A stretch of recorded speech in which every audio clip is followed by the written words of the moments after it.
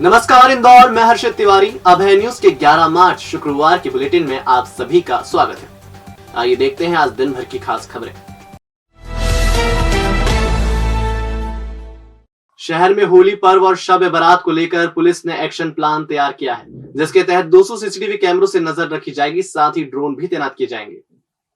आगामी त्योहार के मद्देनजर पुलिस कमिश्नर हरिनारायण चारी मिश्र ने शुक्रवार दोपहर न्यू कंट्रोल रूम पलासिया में कमिश्नरी के अंदर आने वाले 35 थाना प्रभारी 9 डीसीपी सहित एसीपी की बैठक ली। इस दौरान होली और शब बारात को लेकर एक्शन प्लान बनाया गया। इसके तहत सभी थाना क्षेत्रों में 200 सीसीटीवी लगाए जाने की जानकारी दी। जहां अभी सीसीटीवी कैमरे नहीं लग पाए हैं, उन थाना क्षेत्रों के टीआई को तत्काल व्यवस्था करने के लिए कहा गया। साथ ही ड्रोन भी गैर निगरानी करेंगे ताकि किसी भी दुर्घटना के समय तत्काल पहुंचा जा सके। कमिश्नर ने कहा, लोग जर्जर मकानों पर चढ़ जाते हैं जिससे हादसे होते हैं। इस बार ऐसी स्थिति से निपटने के लिए संबंधित अधिकारी आयोजकों से चर्चा करके जरूरी इंतजाम करें। होली और रंग पंचमी को लेकर के भी बैठक थी। इसमें बहुत व्यापक निर्देश, इसमें विस्तार से निर्देश दिए गए।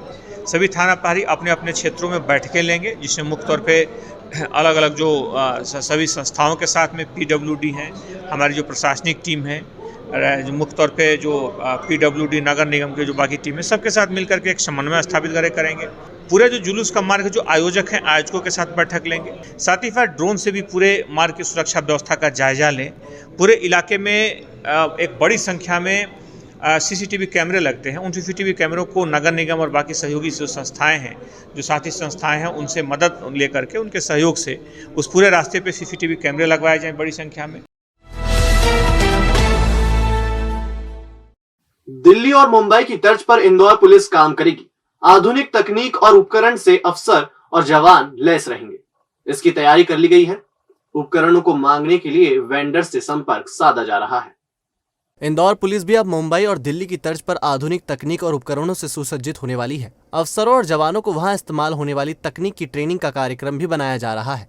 वहीं दिल्ली और मुंबई के अधिकारियों के साथ संपर्क बनाकर उनसे सलाह मशवरा भी किया जा रहा है, ताकि इंदौर पुलिस को एडवांस बनाया जा सके।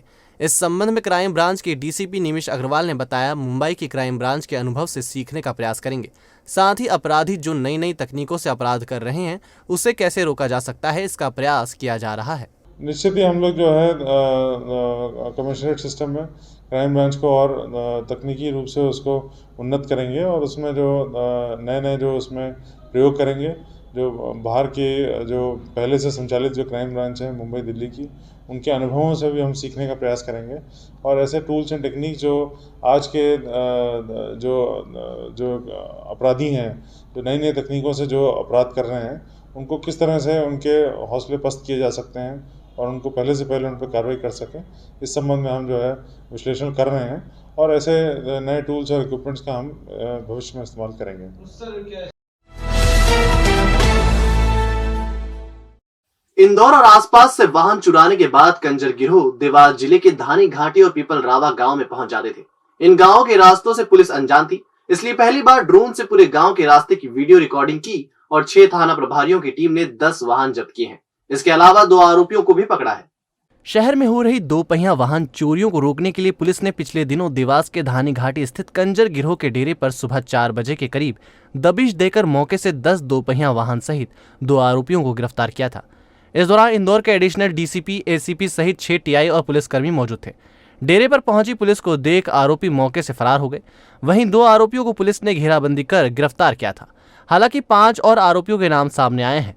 अब पुलिस गूगल से ट्रैक कर गिरफ्तार करने की तैयारी कर रही है। वहीं कंजर गिरोह को पकड़ने के लिए पुलिस ने ड्रोन से पूरे गांव के वीडियो और फोटो लिए हैं। इसके जरिए कंजरों के घरों को चिन्हित कर एक साथ दबिश देकर कंजर गिरोह को पकड़ा जा सकेगा। वीडियो और फोटोग्राफी के माध्यम से पुलिस को जानकारी मिली है कि कई ऐसे रास्ते भी हैं जो यहां रहने वाले बदमाशों ने बनाए हैं। इन्हीं रास्तों से वे पुलिस के पहुंचने से पहले फरार हो जाते हैं। वाहन चोरी रोकने के लिए सतत कार्रवाई की जा रही है इंदौर पुलिस के द्वारा। इसी तारतम्य में कई दबिश भी गई और जो चोरी करने वाले लोग थे उनको पकड़ा भी गया।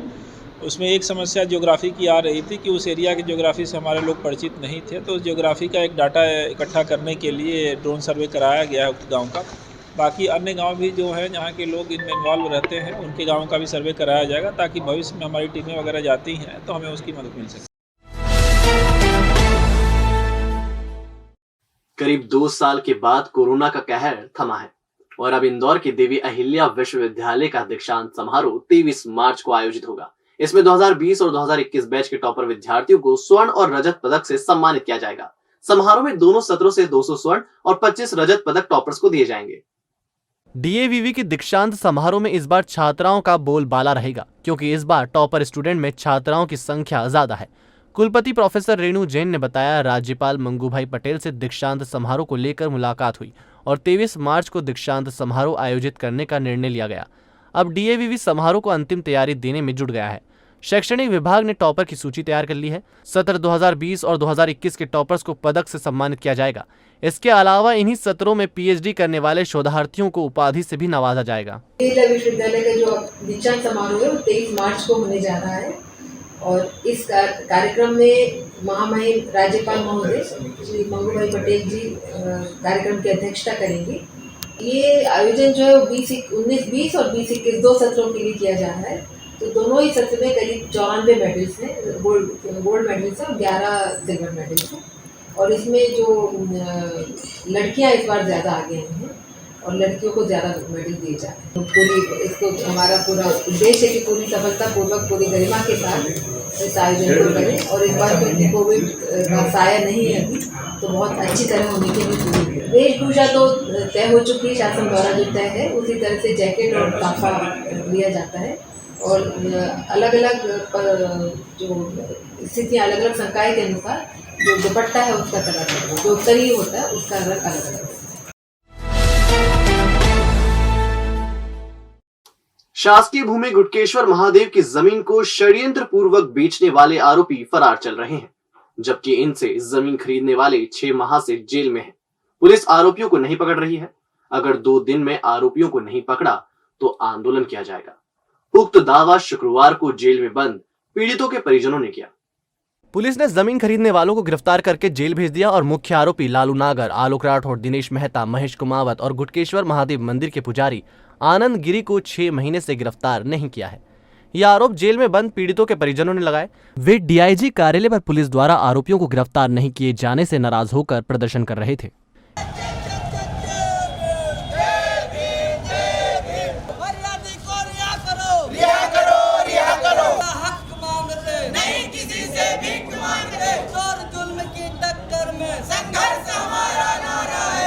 इस दौरान प्रदर्शनकारी सपना वर्मा, ललिता, अनीता, सोना, सीमा, संजू, स्वदेश ने कहा, पुलिस ने 2 दिन में मुख्य आरोपियों को नहीं पकड़ा तो बड़ा आंदोलन किया जाएगा। 6 महीने से हमारे पति जेल में हैं। 6 महीने से हम हर अधिकारी के पास जा रहे हैं, हर किसी के पास जाके ज्ञापन दे रहे हैं, आवेदन दे रहे हैं, निवेदन कर रहे हैं, यही कर रहे हैं हम। आज भी हम वही करने आए थे कि जो मुख्य आरोपी है उनको पकड़ो।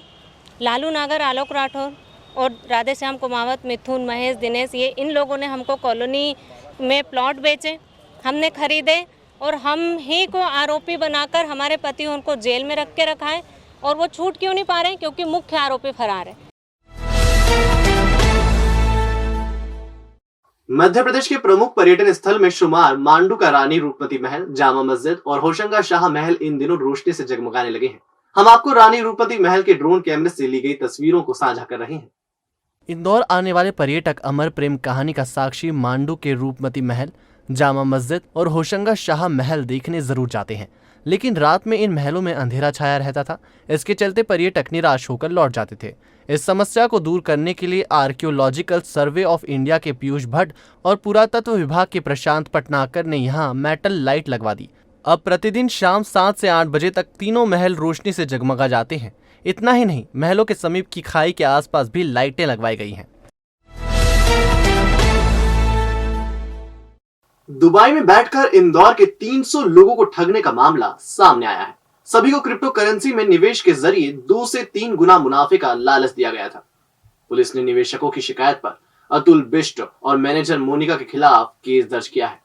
विजयनगर स्थित अपोलो प्रीमियर बिल्डिंग में प्लेटिनम ग्लोबल व बीएनपी नाम से 2 कंपनियों के जरिए क्रिप्टो करेंसी में निवेश करने पर 2 से 3 गुना मुनाफा कमाने का लालच कंपनी के अतुल बिष्ट और मैनेजर मोनिका ने दिया था। दोनों ने करीब 300 लोगों से 20 करोड़ रुपए का निवेश करवा लिया। जब उनके निवेश पर लाभ लेने का मौका आया तो कंपनी ने लाभ देने से इनकार करते हुए उनके खाते डिलीट कर दिए। इसकी शिकायत निवेशकों ने विजयनगर पुलिस को की। पुलिस ने जांच में पाया कि कंपनी ने एक्सिस बैंक के जरिए 20 करोड़ रुपए का लेन देन किया है। इसके बाद पुलिस ने आरोपी अतुल मोनिका के खिलाफ केस दर्ज किया और 2 कर्मचारियों अनिल पिता सुदर्शन निवासी उत्तरांचल हाल मुकाम महालक्ष्मी नगर थाना लसूड़िया और उसके साथ ही हरदीप पिता GS सलूने निवासी सुखलिया को गिरफ्तार किया है। कंपनी द्वारा फर्जी सॉफ्टवेयर भी बनाया गया था। कंपनी जल्द ही क्रिप्टो करेंसी की तर्ज पर क्वीन कॉइन लॉन्च करने वाली थी। कंपनी के 4 बैंक अकाउंट भी मिले हैं। मुख्य आरोपी अतुल बिष्ट की क्वीन कॉइन को फर्जी सर्वर के माध्यम से पूरे देश में संचालित करने की प्लानिंग थी। आरोपियों ने झांसा देने के लिए अलग से सर्वर बना रखा था। विजयनगर थाना क्षेत्र में एक शिकायत प्राप्त हुई थी जिसमें फरियादी से पैसे ठगने की शिकायत आई थी और जो आरोपी थे उन्होंने विदेशी मुद्रा में व्यापार करके पैसा कमाकर फरियादी को लौटना बताया था। अब इस शिकायत पे जांच पड़ताल में पुलिस की टीम आगे बढ़ी और हमने पता किया और तो हमें कुछ जानकारी मिली कि ये रैकेट काफ़ी बड़ा है, बहुत सारे लोगों को इन्होंने ठगा हुआ है। इसी तारतम्य में जब इनके रेड किया गया, उनको पकड़ा गया, इनसे पूछताछ की तो पता चला कि ये लगभग 20 करोड़ का ट्रांजैक्शन इनके एक खाते में निकला है और अलग अलग लोगों से इन्होंने विदेशी मुद्रा में व्यापार करके पैसा कमाना, क्रिप्टो में पैसा लगा के कमाना, ऐसा कह के पैसा लिया हुआ है। और अब खबरें दे दनादन। 9वीं से 12वीं तक के सभी बच्चों के लिए गर्मी की छुट्टियों में इंटर्नशिप प्रोग्राम सांसद शंकर लालवानी ने लॉन्च किया है। उन्होंने कहा बच्चों को विभिन्न व्यावसायिक संस्थानों, उद्यमों, कार्यालयों में इंटर्नशिप से जोड़ा जाएगा। कलेक्टर मनीष सिंह ने कहा इंटर्नशिप के लिए जिले के 9वीं से 12वीं तक के सभी बच्चों और संस्थानों का पंजीयन करवाया जाएगा। उन्होंने कहा बच्चों में क्रिएटिविटी लाने के लिए इंटर्नशिप बेहद जरूरी है। नेतृत्व में नई शिक्षा नीति लागू हुई है और ये नई शिक्षा नीति बहुत ही व्यवहारिक है और इसी शिक्षा नीति में कौशल और इंटर्नशिप के लिए प्रावधान रखा गया है और 9th से लेके 12th के बीच में बच्चे को ये करनी है। इस बार की नई एजुकेशन पॉलिसी में केंद्र सरकार के द्वारा 9th से लेके 12th तक के बच्चों की जो समर वेकेशन रहती है उसमें इंटर्नशिप कंपलसरी की गई है। 4 राज्यों में भाजपा की जीत का जश्न वीर सावरकर मंडल अध्यक्ष अमित रघुवंशी और पूर्व पार्षद रुपेश देवलिया के नेतृत्व में मनाया गया। इस दौरान भाजपा नेताओं ने बीजेपी के झंडे लहराते हुए एक दूसरे को शुभकामनाएं दी।